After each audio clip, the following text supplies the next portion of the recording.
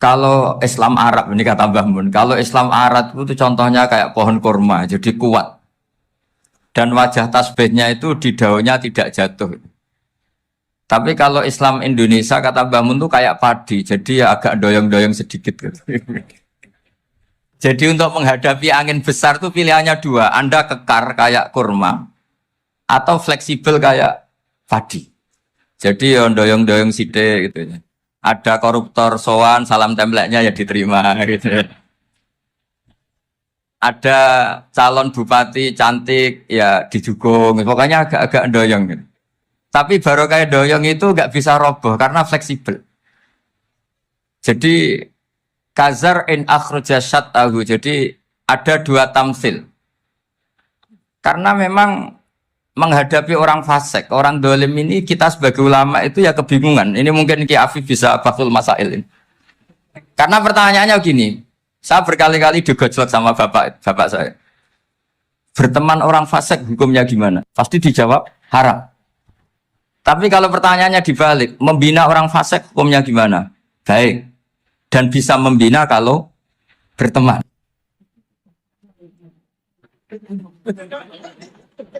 Makanya Gus Azaim pernah bikin seni deh, muktamar seni. Anggap saja madhabnya seperti itu. Jadi ya agak doyong-doyong sedikit. Masa ketop berteman orang yang macam-macam. Tapi itu fleksibel. Nyatanya tetap soleh sampai sekarang gitu. Itu berarti itu ya gitu kata Bangun itu. Jadi untuk menahan angin yang besar pilihannya hanya dua. Anda kokoh kayak pohon kurma atau fleksibel kayak padi. Nah, Islam Indonesia kata Mbah Mun itu pari wae katanya, padi. Jadi ungkapan-ungkapan para masyayikh ini penting karena khazanah yang saya baca. Saya berkali-kali cerita ini dalam kitab Khilyatul Auliya.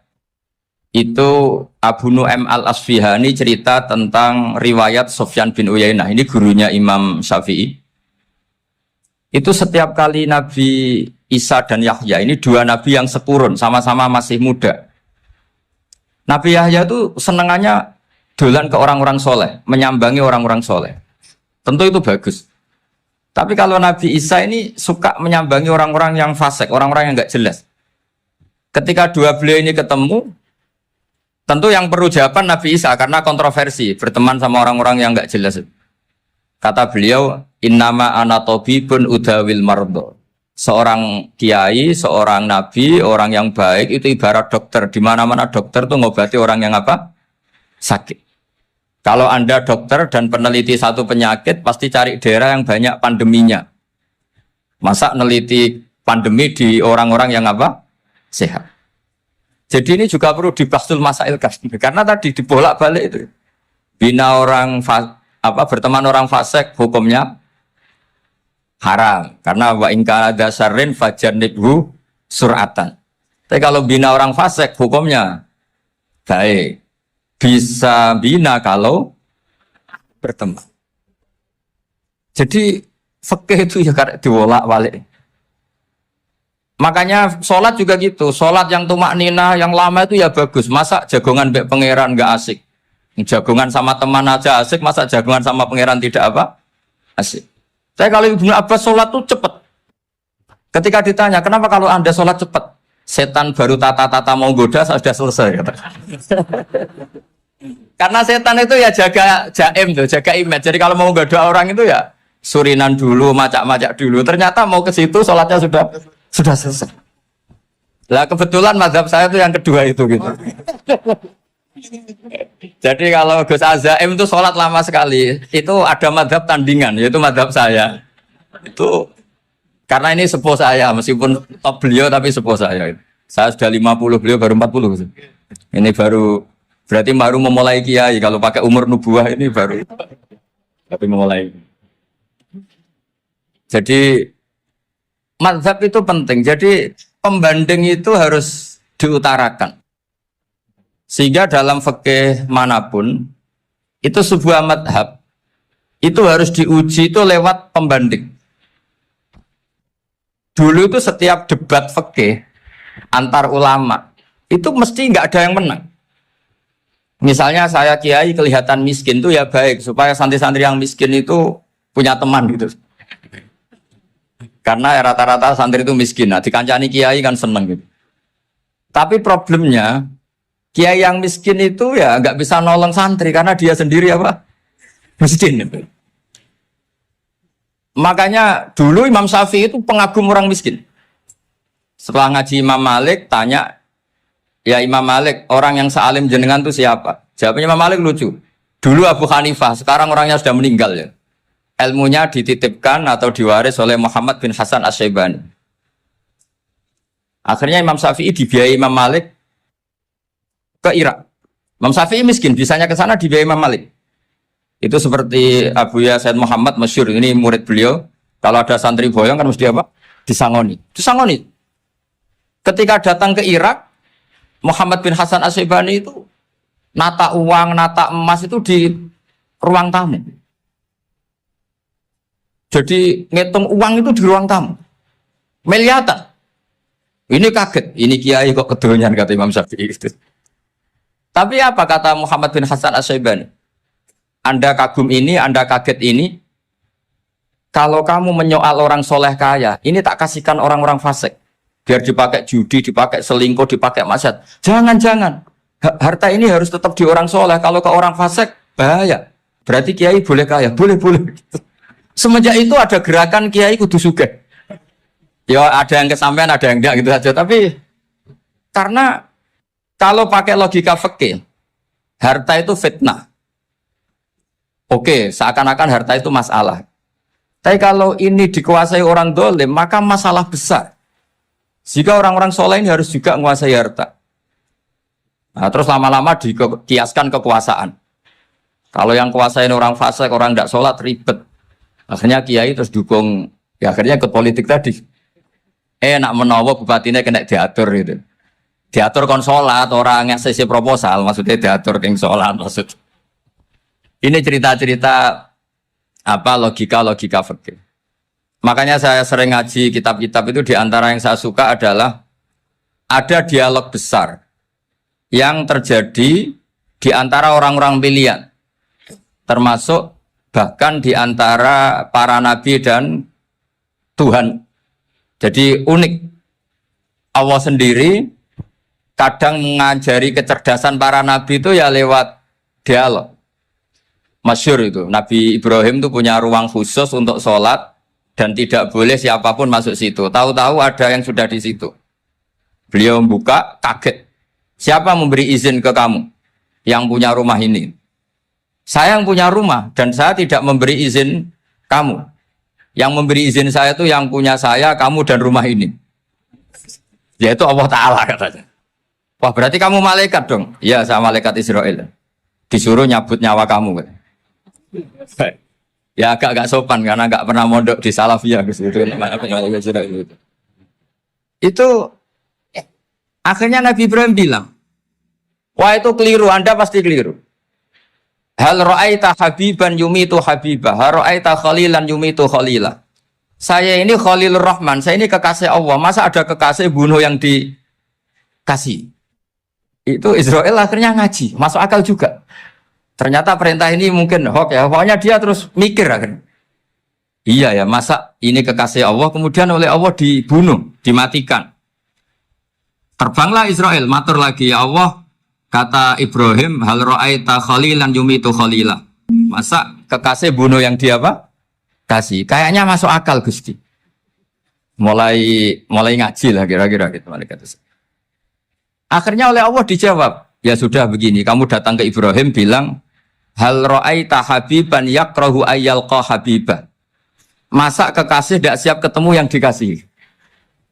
Nah, jadi akhirnya Nabi Ibrahim, Israel datang lagi. Logikanya sekarang enggak gitu begini katanya, diajarin. Hal ra'aita habiban yakrahu ayyalqa habibah. Masa kekasih tidak siap ketemu yang dikasih. Kata Ibrahim, oke, ya, terus mau meninggal. Jadi kalau jenengan cinta betul sama Allah ya harus, ya tidak usah, jangan sekarang tapi. Kalau mati di rumah aja, kalau di pondok ngerepotnya kiainya nanti. Tapi nanti setelah punya cucu banyak lah. Nah, Barokahnya baca ini dialog-dialog orang pilihan ini akan tersibak. Karena tidak dalam semua kebaikan itu nggak ada logikanya, rata-rata ada logikanya. Misalnya begini, kalau Anda orang soleh, kemudian anak Anda pamit mau sekolah di Jerman, pilihan Anda mengizinkan apa enggak? Karena potensi jadi fasik ya tinggi, karena di tempat-tempat mas. Potensi berdakwah dari daerah yang untuk daerah yang tidak ada dai-nya menjadi ada. Itu mesti ulama itu berdebat. Misalnya punya anak pamit mau kembali atau keluarga. Yang satu cara berpikir optimis. Awal ada dai di beberapa negara Eropa itu ya barokahnya imigran, pekerja, mahasiswa. Dan semua itu bumi Allah, harus ada tasbih, harus ada tahmid. Dan itu harus dimulai dari kemauan atau mengizinkan anak asuh kita ke sana. Tapi di sisi yang lain potensi jadi fasik itu tinggi sekali. Pemana iman pas-pasan. Nah hal-hal seperti ini itu pasti jadi perdebatan. Dan kita harus menjawab. Dan tadi kayaknya di semua Basul Masail, Pondok Salafiyah jawabnya pede semua, nggak ada ragu, nggak ada khilaf. Baguslah kalau pede. Meskipun nanti mungkin ada ulama lain yang cara berpikir apa? Berbeda. Sehingga, ini saya cerita ya. Sehingga di kitab-kitab fikih, misalnya saya kok hidup di Bali, sudah punya komunitas ngaji. Itu kok saya pindah ke Sukorejo sini. Banyak ulama yang mengatakan haram. Karena membiarkan bumi Allah yang sudah pernah ada orang yang sujud, kemudian ditinggalkan kosong, dan kemudian dikuasai orang yang tidak sujud. Jadi dianggap itu pembiaran. Jadi banyak di kitab Qalyubi, sarahnya Mahalli, jika ada seorang muslim yang hidup di negara orang kafir, dia nyaman, tidak dapat teror, itu nggak boleh lagi pindah ke negara Islam yang sehat. Karena takutnya li'alla yastau liyal kafir tilkal buk'ah, supaya bumi itu tidak dikuasai orang kafir. Jadi ini hal-hal yang para fuqaha itu harus berdebat. Karena ini masalah-masalah furu'iyah. Sehingga mulai dulu ya banyak ulama yang nyun sewu berpolitik.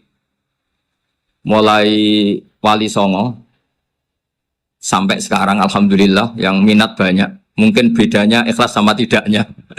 Tapi kalau saya pernah dikeluhin utusan dari ya komunitas.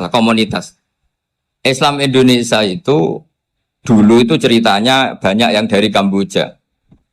Kalau dulu orang cerita itu orang Cempa. Itu setelah di Indonesia besar Wali Songo dan Brawijaya 5 itu sudah mulai oleng. Itu singkat cerita mereka berpikir ingin bikin kerajaan apa? Islam di Demak Mintoro dengan raja pertama yaitu Raden Fatah. Karena Raden Fatah ini putra Brawijaya. Padahal setelah jadi kerajaan ini era cucu sudah konflik, berebut kekuasaan. Akhirnya sampai jadi Jipang, jadi Jogja, jadi Solo dan seterusnya. Tapi kata Mbah Mun itu tetap barokah. Karena orang Islam terus terbiasa mimpin. Sekeliru-keliru sidik, sebagai orang Islam biasa mimpin. Sehingga zaman Mbah Hashim ya sudah mimpin Masumi, zaman Ki As'ad pengaruhnya besar, sampai sekarang Kiai pengaruhnya besar. Nah barokahnya Kiai pengaruh besar ini sampai moral jadi ukuran. Misalnya sekarang ada calon bupati kok nggak sholat, itu pasti kalah. Jadi sholat itu jadi tolok ukur untuk calon apa? Bupati. Meskipun mungkin punya efek pura-pura sholat, tapi nggak apa-apa lah. Sementing moral ini jadi ukuran. Sementara yang di Thailand, di Patani, itu karena dulu pelajarannya tasawuf, itu orang nggak ambisi mimpin dunia. Tahu-tahu dipimpin. Dan akhirnya nyuwun sewu ya saake Islam-Islam yang dulu terlalu tasawuf karena nggak punya pengalaman memimpin, akhirnya lazimnya konsekuensinya hanya dipimpin. Tapi Islam Indonesia beda, karena kulino mimpin itu akhirnya dari orang Islam biasa menjadi Islam yang sholat sampai Islam yang bisa ngaji itu bisa mimpin negara. Tentu yang paling populer dimulai Gus Dur. Jadi ini sesuatu yang barokahnya istihad para kiai, sementing Islam itu kulino mimpin. Sehingga di Indonesia itu barokahnya itu, kebaikan itu jadi tolok ukur. Ada orang kok terkenal koruptor, atau terkenal nyuwun sewu selingkuh, atau terkenal apa, itu pasti tidak jadi.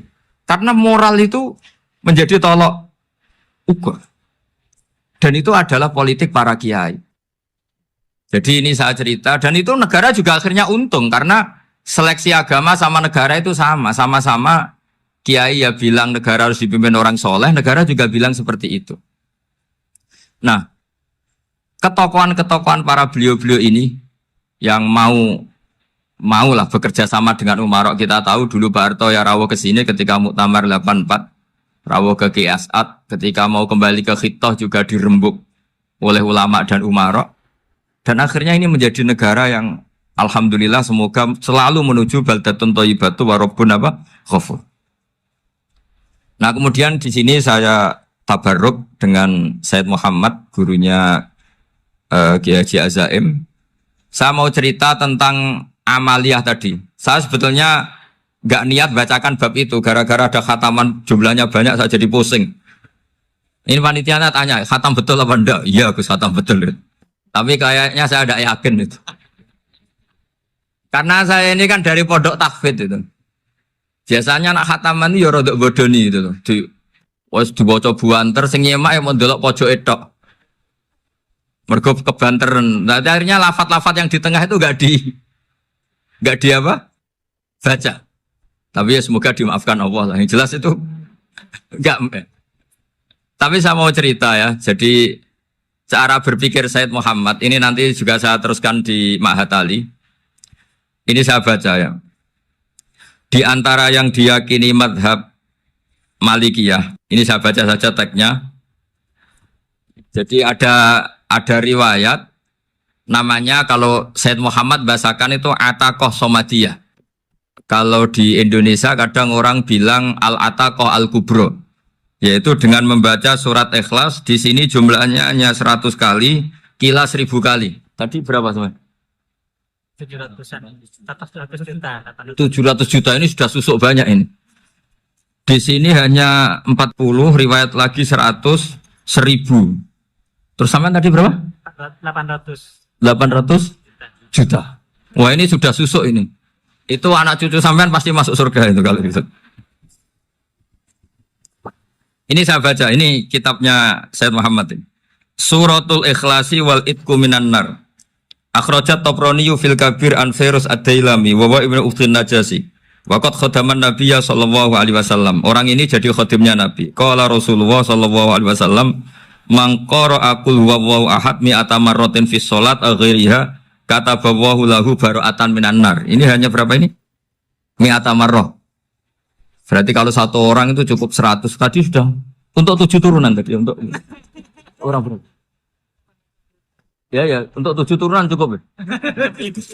Untuk 7 turunan. Ya sudah. Susuk ini sudah susuk ini. Duh, ribet ini. Nah, ini tak cari pembenarannya, ini supaya keren. Ini di halaman 188 Abwabul Farad. Warwa Ibrahim bin Muhammad al-Khiyari fi fawaitihi an Hudzaifah marfu'an. Man qara'a qul huwallahu ahad alfa marratin faqad ishtara nafsahu minallah. Berarti 100, ada riwayat lagi 1000. Nanti tak carikan lagi yang berapa? 1 miliar. Jangan banyak-banyak. Nah, ini saya baca ya. Wa hadzal adatu huwa al-ma'rufu bi ataqatis somadiyah. Wa qad nassa jama'atun min mutaakhiril malikiyah ala istihbabi ataqatis somadiyah. Wa haddu ala qiraatiha wa istimaliha. Minhum Asy-Syaikh Abdus Salam Al-Asmar sak terus ini. Jadi kullu haula'i istahabbu ataqatas somadiyah ma'atirafi ba'dihim kal Misnawi bi syiddati fi hadisiha. I'timadan ala anna hadza minal fadha'il allati yutasahalu fiha. Faman sa'a yasta'milaha raja'a husula ma fiha fala ba'sa bidzalik. Ala syarti alla ya'taqida thubuta dzalika anin nabi sallallahu alaihi wasallam hatta la yaqa fil kitsbi alaihi. Jadi intinya itu silahkan Anda bikin jumlah sesuai versi Anda. Yang penting Anda jangan kampanye kalau itu perintah Kanjeng Nabi Muhammad sallallahu alaihi wasallam. Karena kalau kamu atasnamakan Nabi kemudian jumlahnya sampai 800 berapa? 800 juta, berarti Nabi mengajarkan masyakoh pada umatnya. Jadi cukup yang riwayat itu di sini hanya 100 sama 1000. Jadi kalau jumlah tadi untuk 7 apa? Turunan. Jadi kamu harus ditutup dengan doa, ya Allah, semua itu bukan untuk saya tapi untuk 7 turunan. Tolong catat ya Allah. Karena Jadi artinya gini loh ya, orang Indonesia yang sering mempraktekkan atakosomadiyah itu bukan tanpa dalil. Ternyata dalam mazhab Maliki, saya masih ingat ketika mbah saya kandung, bapaknya bapak, asmane Mbah Nur Syam, itu wasiatnya minta dibacakan 4.000. Yang baca pas itu ya bapak sama anak-anaknya. Dan kemudian alhamdulillah zaman akhir itu mulai agak ngawur. Kalau ada acara itu wong liya kon maca anake mlebu metu gak melok maca. Itu keliru, saya jamin itu keliru. Saya sering kalau mimpin di rumah, kalau yasinan di tonggo-tonggo kok anaknya gak maca saya keluar. Bapakmu wong liya kok kon maca kata saya gitu. Jadi itu menurut saya itu yang jelas saya sampai ngisi begini. Yang ada riwayatnya itu idza mata ibnu adam min qata amaluhu illa min salasin shadaqatin jariyah au ilmin yuntafa'u bi aw waladin sholihin yatullah. Itu tidak ada di hadis au kiyayin sholihin yatullah. Yang ada itu awaladin apa? Sholihin. Jadi anaknya harus ikut. Kalau tidak ada usah kata. Akhirnya anaknya udah tinggi Gus nggih. Wah, akhirnya tak kei jagung paling akeh kula mendet sithik. Wong aku ora anake. Kadang-kadang enggak, orang lain baca buahnya, anaknya mau mlebu metu mau enggak manggakno tamu mbek rokokan. Itu harus ditobatkan itu. Keliru itu. Karena nasnya bukan awkiyayin solihin tapi awaladin solihin. Ini bukan provokator, ini memang ya harus seperti itu. Nah, terus tentang tadi la ilaha illallah yang didawahkan Gus Azaim.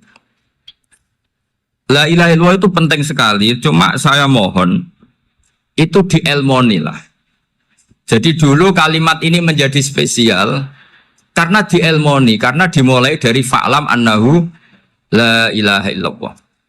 Terusannya ayat tuh wastaghfir li dzambika walil mu'minina wal mu'minat.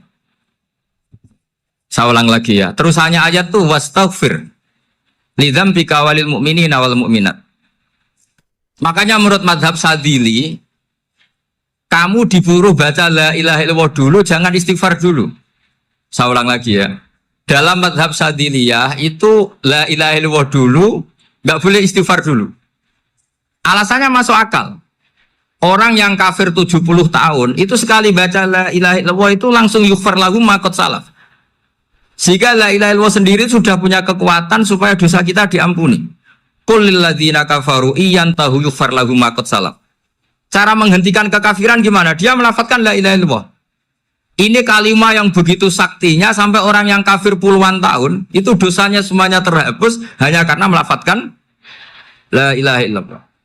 Nah, makanya kata Abdul Hasan Asyadili wastaghfir li dzambika ay bihadil kalimah. Seseorang sah di istighfar itu kalau melafadzkan la ilaha illallah. Misalnya ada orang kafir mati kafir. Sah enggak anak cucunya mengistighfari dia? Tidak sah karena belum melafadzkan la ilaha illallah. Makanya kata Abu Hasan Asyadili wastaghfir li dzambika ay bihadil kalimah. Sehingga lafadz ini spesial betul. Tapi kadang-kadang beberapa mursyid cara berpikir lain. Ini kalimat thayyibah harus dibaca orang suci sehingga mendahulukan apa? Istighfar. Untuk supaya pas ngelafadzkan kalimat thayyibah sudah dalam keadaan apa? Suci. Itu juga masuk akal. Tapi secara meyakinkan saya sendiri lebih mengikuti manhajnya Abil Hasan Asyadili karena alasannya tadi yang kafir puluhan tahun saja langsung luntur dosanya karena melafadzkan la ilaha illallah. Artinya la ilaha illallah sendiri sudah bagian dari istighfar. Nah, ya tadi buktinya fa'lam annahu la ilaha illallah terus wastaghfir li dzambika walil mu'minina. Jadi orang sah diistighfari itu setelah dipastikan sah tauhidnya. Jadi setelah tauhidnya sah yaitu la ilaha illallah baru sah apa? Diistighfari. Sehingga orang kafir, saya ulang lagi, orang kafir yang mati kafir anak cucunya tidak boleh apa? Tidak boleh menistighfar. Terus saran saya kedua, la ilaha illallah itu filosofinya itu nafyun li uluhiyati ghairillah wa isbatun li uluhiyatillah wahdah. Filosofi la ilaha illallah itu gimana? Menafikan semua selain Allah itu tidak Tuhan dan hanya menuhankan Allah semata. Nah itu caranya gimana? Caranya kita harus terbiasa ini karena tadi saya dibilangin panitia ini rata-rata mustameknya atau mustamiatnya ini santri. Caranya gimana? Dilatih pakai logika. Saya berkali-kali cerita kalau ngaji, saya sekaligus kampanye. Allah itu Tuhan yang begitu fair. Untuk menjadi Tuhan, Allah mempersilahkan, ada kualifikasi Tuhan. Jadi boleh, dikompetisikan itu boleh, kata Allah. Nggak apa-apa kamu ngaku Tuhan gitu, kata Allah. Tapi nak ngaku pangeran itu paling nggak ya direputasi lah, ada verifikasinya. Dimulai dari apa? Ya kalau jadi Tuhan itu setidaknya bikin langit bumi lah, aturannya gitu. Jadi kalau daftar bupati ya daftarlah ke KPU. Masa tahu-tahu jadi apa? Tuhan kemudian tidak punya prestasi bikin langit bumi. Sehingga Allah itu cara ngendikan itu ya fair. Qul ara'aytum ma tad'una min dunillah aruni madza khalaqu minal ardi am lahum syirkun fis samawat. Coba yang kamu tuhankan selain saya, prestasinya apa? Ketika saya bikin bumi itu apa ikut bikin? Terus am lahum syirkun fis samawat. Kalau bikin langit, kalau nggak bisa ya urun lah gitu. Urun semen apa urun bego, pokoknya urun lah gitu. Urun ora, gawe bumi ora, ngerti-ngerti ngaku jadi pangeran. Kul hatu burhanakum. Jadi ya kan ya lucu kan, misalnya syarat kiai di Salafiyah kan keluarga Kiai As'ad, cucunya ngaji ngalim. Orang keluarga Kiai As'ad tuh aku kiai utama di Salafiyah. Oh mesti di penjara ya. Lah yo gak gawe langit bumi, gak ada prestasi terus ngaku sebagai apa? Tuhan. Sehingga fair. Makanya saya berkali-kali cerita. Jubair bin Mut'im itu punya anak namanya Muhammad. Ini sudah orang alim, Muhammad bin Jubair bin Mut'im. Itu cerita awala Islami Abi.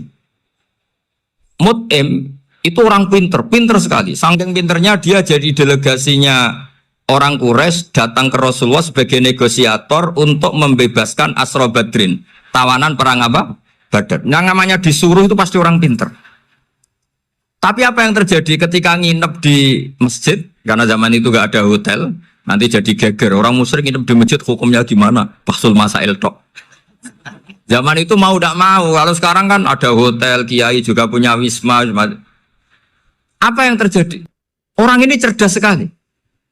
Dan delalah Nabi pas sholat maghrib itu baca wattur wa kitabim mastur sampai am khalaqus samawati wal ard. Ya kalau kamu jadi Tuhan ya setidaknya menciptakan langit bumi lah. Namanya jadi Tuhan ya ada persyaratan kan. Paling enggak punya reputasi menciptakan langit bumi. Atau kalau jadi Tuhan setidaknya reputasinya itu enggak diciptakan yang lain. Am khuliqu min ghairi syai'in. Ini jadi Tuhan kok punya bapak, punya ibu. Ini jadi Tuhan kok lahirnya di bumi. Ada tanggal lahirnya, ada tahun. Masa jadi Tuhan kok dulu buminya. Pokoknya walhasil tuh. Akhirnya Nabi ketika salam sholat maghrib, dia datang. Ya Rasulullah, akalku habis oleh ayat yang barusan kau baca. Sudah saya Islam saja. Argumentasi selain Allah Tuhan itu batal. Itu, nah saya mohon santri-santri Salafiyah itu baca Quran sampai seperti itu. Jadi jangan hanya khataman banyak-banyakan maksudnya. Ini bukan nyindir ini, ngamuk ini. Jadi ya khatamannya tadilah 1000 atau berapa lah, jangan banyak-banyak. Juga kasihan malaikat yang nyatet kan. Wong baru subhanallah alhamdulillah aja di teks hadisnya abad al malaikah kan ditete. Itu baru subhanallah alhamdulillah itu sudah mencapaikan malaikat. Makanya saya wiridan tuh arang-arang kasihan malaikat karena nanti jadi itu ya ada madhabnya itu jadi kalau Gus Azaim sholat lama tak saingi sholat cepet itu sama-sama ada madhabnya. Yang cepet kayak saya tadi setan pas tata-tata mau goda pas rukuk saya sudah itidal, mau goda itidal saya sudah sujud pusing dia. Tapi jangan tiru ini madhab yang agak-agak khusus lah sudah cara orang Madura agak khilaf itu. Khilaf ya. Khilaf ini agak khilaf ini sudah. Tapi saya ingin lah, sampean kalau ngaji Quran itu dilatih berlogika. Jadi Allah itu fair. Nggak apa-apa kalian ngaku Tuhan tuh nggak apa-apa, tapi tunjukkan prestasi kamu apa. Aruni madza khalaqu minal ardi am lahum syirkun fis sama. Am khalaqus samawati wal ard. Diulang lagi am khuliqu min ghairi syai'in. Setidaknya kalau jadi Tuhan itu ya nggak butuh yang lain lah. Masa jadi Tuhan kok wujudnya saja butuh orang lain, butuh bumi, eksistensinya butuh makan, butuh minum. Makanya Allah cara meniadakan uluhiyah selainnya itu Allah itu redaksinya itu mengena sekali. Yaitu tadi dengan cara-cara seperti itu. Sebagian ayat disebutkan ma asyattuhum khalqas samawati wal ardi wala khalqa anfusihim. Wong Tuhan kok enggak punya reputasi bikin langit, bikin bumi, bahkan untuk menciptakan dirinya sendiri saja enggak bisa. Ya sudahlah, kamu enggak usah ngaku Tuhan, enggak level katanya dia tahu gitu. Akhirnya terus ditemukan Tuhan yang sejati, yaitu wal awwalu wal akhiru wal zahiru wal batin. Nah, itu yang Mut'im ini tadi termasuk orang yang sangat cerdas sekali. Padahal itu bacanya bukan pas basul masail, enggak. Nabi pas sholat maghrib. Juga bukan pas ceramah, enggak. Tapi itu didengarkan. Makanya termasuk ini spesial untuk hormat saya kepada Ki As'ad. Makanya saya ini kalau mentasjek santri-santri, ini agak sensitif, tapi sudah saya tidak perlu takut fitnah. Saya termasuk kenapa saya ingin jadi ahli tafsir, tentu yang membentuk itu Mbah Maimun dan bapak saya. Bapak saya itu hafal Quran kayak hafal Fatihah. Saking senangnya Quran itu. Mungkin bisa kamu saingi itu. Itu adalah orang kafir itu bisa paham Quran. Itu sangat menyinggung saya. Orang kafir itu bisa paham Quran. Ketika Umar Islam itu karena mendengar apa coba? Mendengar apa? Quran. Dan itu masih kafir apa sudah Islam? Masih kafir karena kalimat-kalimat yang di Quran itu begitu jelas wal kitabil mubin sehingga didengarkan orang kafir pun tuh ngefek. Makanya ketika Umar datang ke saudari putrinya, kemudian dengar Toha ma anzalna alaikal Qur'an apa? Litasqa, itu dia terus iman. Begitu juga Mut'im. Itu ketika dengar Nabi baca surat At-Tur ya langsung iman. Makanya kata Ibnu Jarir At-Tabari, kamu jangan pernah bilang gini, syaratnya paham Quran itu harus alim, harus gini. Lah nanti berarti orang kafir punya alasan di depan Allah, ya Allah, engkau ngandani kami dengan Quran yang nggak bisa difahami kecuali alim dulu. Lah saya alim gimana? Nggak pernah mondok. Mondok gimana? Saya kafir. Jadi artinya gini loh, kata Ibnu Jarir At-Tabari, Allah tidak mungkin mengatakan gini, ifhamil Quran bima la fahmalaka. Quran itu harus kamu fahami. Sementara orang kafir karena lafadznya Quran khusus nggak bisa memahami. Makanya Quran itu dibaca. Itu banyak orang kafir yang menjadi muslim karena mendengar apa? Al-Quran. Padahal kafir. Nah termasuk tadi Muhammad bin Jubair bin Mut'im ini itu menjadi Islam ya karena mendengar Quran. Padahal dia saat itu masih apa? Kafir. Karena tadi logika misalnya nggak paham secara lafadz Arab. Sekarang misalnya nyuwun sewu ada orang ateis. Saya pernah didatangi seorang ateis yang nggak percaya Tuhan. Saya mau Islam Pak Ba, asal Anda bisa menjelaskan Tuhan itu siapa. Coba Quran dibaca secara makna, tidak secara lafadz tapi secara makna. Begini misalnya, ada orang ateis datang ke saya, Pak Ba, saya mau Islam, asal Anda bisa menjelaskan Tuhan itu siapa. Terus saya tanya, ini ngajak goblok-goblokan apa pinter-pinteran, kata saya. Terus dia jawab, ngajak pinter-pinteran Pak, saya ini doktor katanya. Maksudnya di akademiknya dia doktor, mungkin jurusan matematika atau apa, tapi di ketuhanannya jeblok. Terus tak tanya, kalau ini ada kertas, kamu suka ada rumusnya apa suka ada? Ya suka ada rumusnya. Kenapa ada kertas? Ya karena ada yang bikin. Nah kira-kira berstatus membikin atau membuat, itu sesuatunya mewujud apa enggak? Ya pasti mewujud lah, pasti ada. Ya sudah, anggap Tuhan itu adalah sebab dari semua yang ada. Masa alam yang seperti ini, langit dan bumi ini mewujudat, kemudian kamu katakan kholaqohal adam, bahwa alam raya yang mewujud ini diciptakan oleh ketiadaan. Ya juga, berarti Tuhan itu ya. Ya itu yang namanya Tuhan. Lah mulai dulu kiai-kiai ngomong gitu kan saya Islam katanya. Jadi kiai-kiai itu kadang-kadang kalau dakwah pokoknya kabeh digawe Tuhan. Beda dengan dakwanya orang-orang mantek. Orang-orang mantek itu kan nggak pernah nyebut Allah. Ini alam hawadis, labudamin muhdis. Meskipun mereka, nah muhdis ini menurut Islam namanya Allah. Tapi sebetulnya kan nggak langsung bilang Allah. Jadi tak kasih tahu, alam raya ini mewujud nggak? Ya mewujud Bapak. Bisa nggak sesuatu yang nggak ada menjadi faktor wujudnya yang ada? Ya nggak bisa, namanya nggak ada itu nggak bisa jadi faktor. Nah itu hebatnya ulama-ulama kita ketika mengenalkan Allah itu siapa? Zat yang wajibil wujud. Jadi kita ini kalah pinter be ulama-ulama dulu. Ya alhamdulillah kalahnya sama ulama dulu. Kalau kalah sama ulama sekarang isen lah. Jadi ulama dulu sudah pinter. Pasti pertanyaan dasar manusia, hadil maujudat itu man khalaqaha, siapa yang menciptakan? Kalau kamu langsung jawab Allah atau Tuhan, mereka pasti tidak nerima. Ya jawab saja, hadil maujudat mesti khalaqaha maujudun. Nah berhubung maujud ini berstatus pencipta, harus super. Nah super ini oleh ulama disebut wajibul wujud atau musabbibul asbab. Yang oleh Islam dinamai Allah. Tapi kita langsung ngomong Allah, ya mesti aja bingungkan kan bagi yang bingung maksudnya.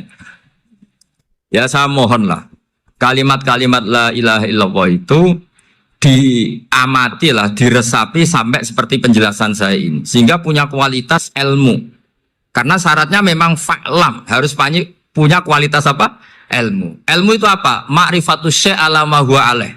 Mengenal sesuatu sesuai detail-detail sifatnya sesuatu itu. Misalnya kalau Allah sudah jadi Tuhan, ya harusnya qabla kulli syai'.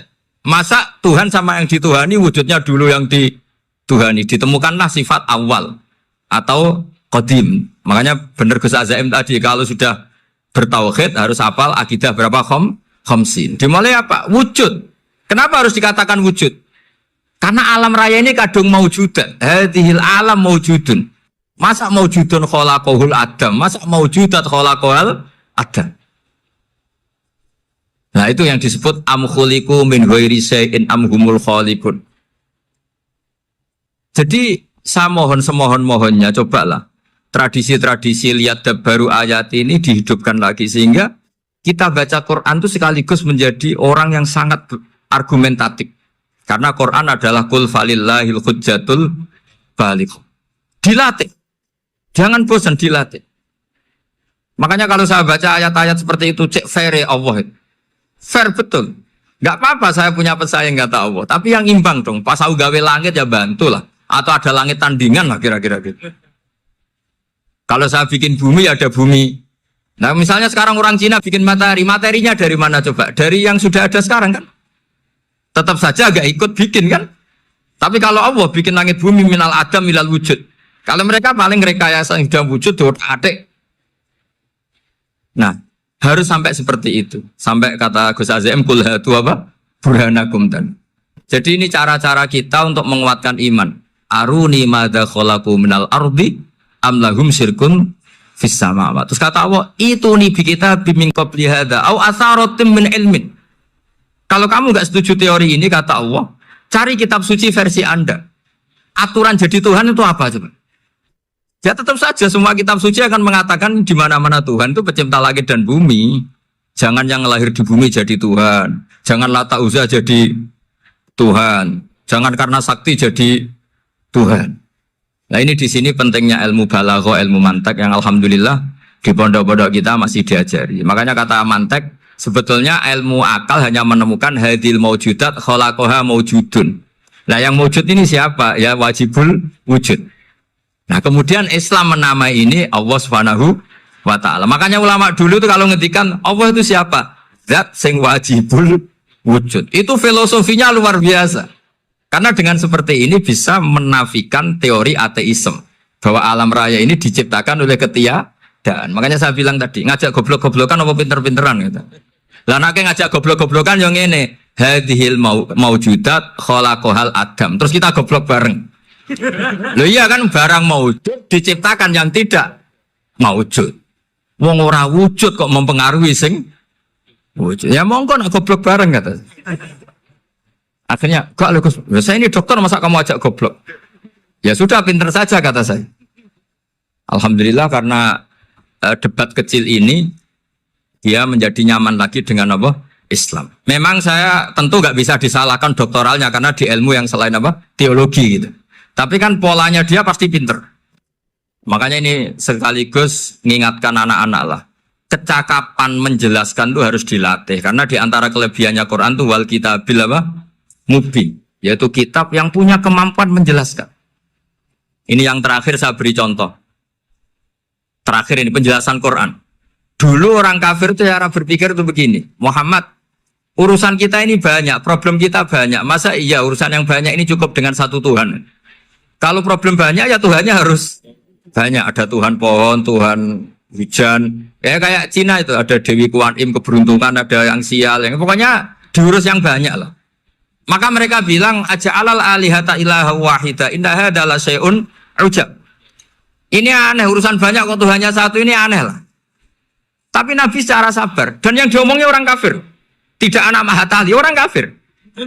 Jadi nanti kalau anak Mahatali gak paham Quran, kebangetan, orang kafir saja paham.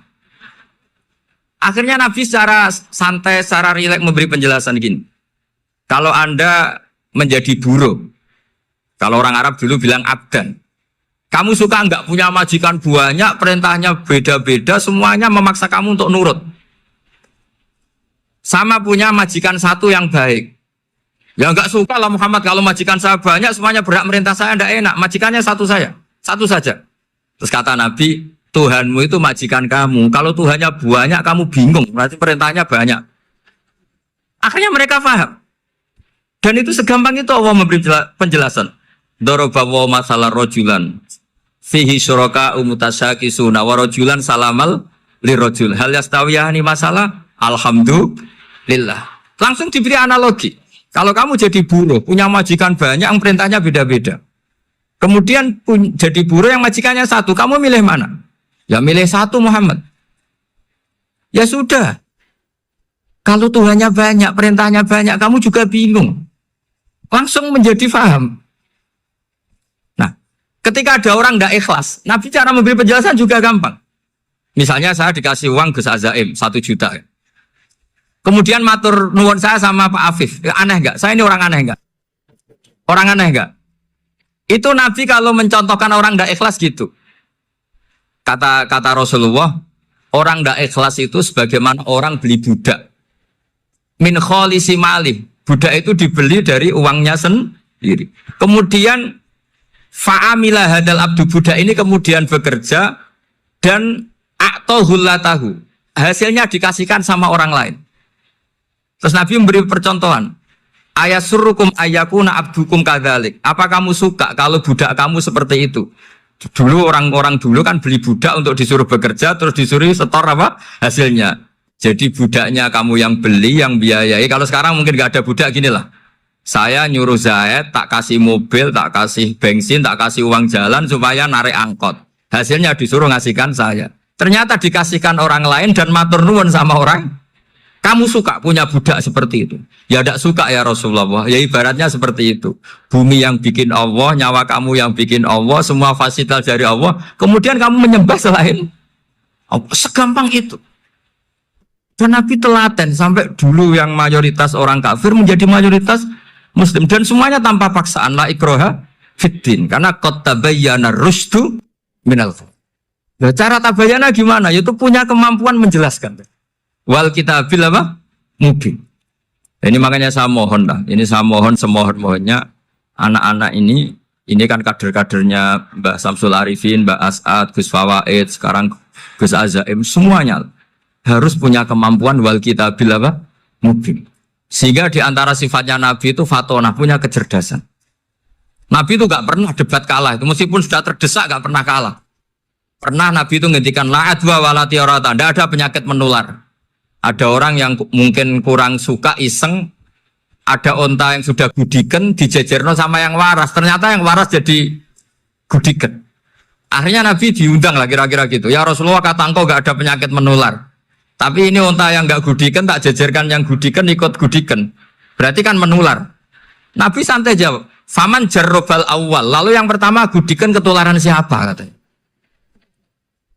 Wah kalau ini asli Nabi ya, ya sudah seperti itu. Jadi ngiranya dia menang karena yang gudikan pertama nulari yang kedua. Ternyata Nabi tanyanya lagi, faman jarrobal awala, yang gudikan yang pertama siapa? Oh ini asli ya, maksud saya itu. Jadi Nabi itu gak pernah kan? Karena Nabi punya apa? Fatona.